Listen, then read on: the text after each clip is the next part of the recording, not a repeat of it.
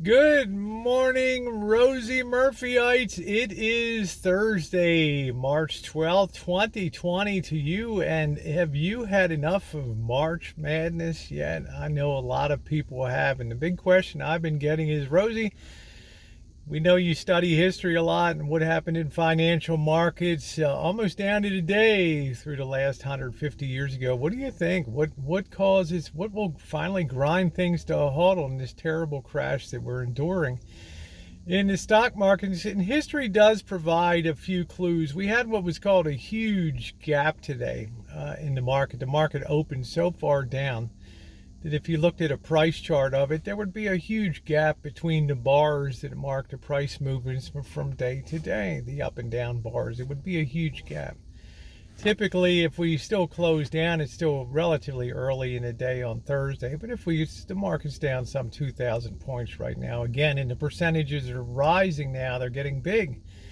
As the absolute value of the market goes down, the percentages are getting bigger, so the portfolio hits are getting larger and larger. As we go down, that's the nature of percentages. But typically, some of these things called we call them measuring gaps, they tend to mark the halfway point of the decline. Now, you're thinking to yourself, Rosie, that might take us down to, 15,000, 16,000. Yeah, it possibly could.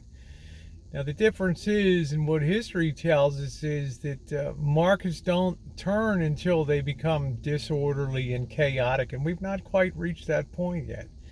We've not had that capitulation, that total all-out panic like 1929, like October 24th and October 29th, where people were just pitching blocks of stock away and just saying, get it away from me at any price, just sell it at the market. Hence the legendary stories of the Shoeshine Boys being able to pick up 100 shares of General Motors for $1 or $2. Well, was it true? Who knows? The point is, panic reigned, the volume surged. Everybody wanted to get out at all cost.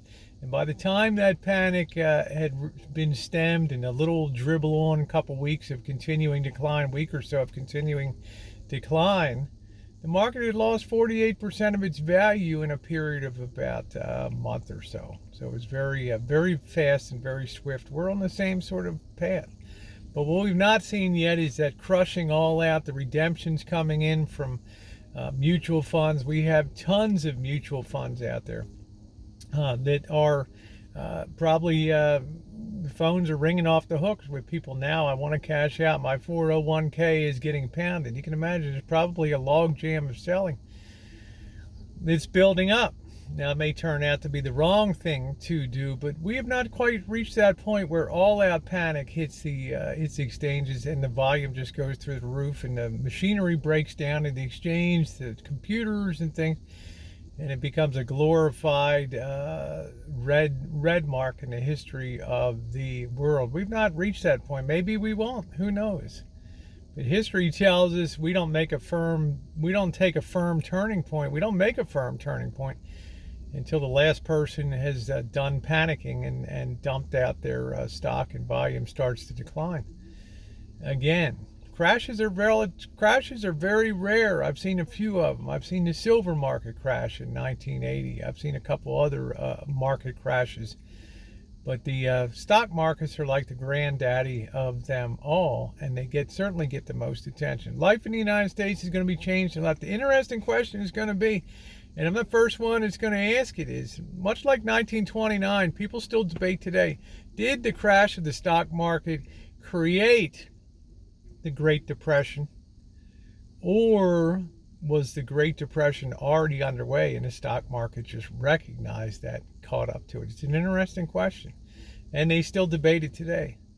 So the question will be asked for the future is, did the coronavirus cause the stock market to crash, or was the economy already weakening and the coronavirus was just a good convenient short-term cover story for a weakening and an economy that had been so supported by cheap money, printed money, that when the game finally ended, the market was horrified at the economic realities that it saw at. We shall see. Of course, I could be wrong, and we could turn on a dime. and go up to new all-time highs. That's the beauty of just being able to theorize and just think about things. Your mind can run free. But I'll tell you, history does give us some good guideposts to look at when it comes to things like panic. Why are things so similar in history? Well, consider this: human nature never changes, right? If human nature changed, the patterns in markets would be different. People would be rational in their buying and they would be rational in their selling. But human beings have emotions, and we buy when we should be selling, and we sell when we should be buying. We get greedy when markets are going through the roof. The trumpets are blaring, and we get scared out of our minds when they're going through the floor, and we make decisions that aren't really very smart in retrospect. That's why history repeats itself. That's why we have crashes through history.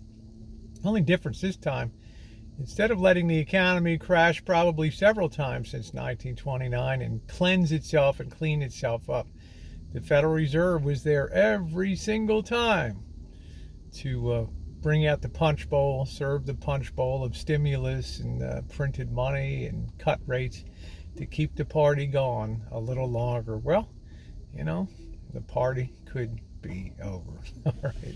Thanks, everybody. Thanks so much for watching.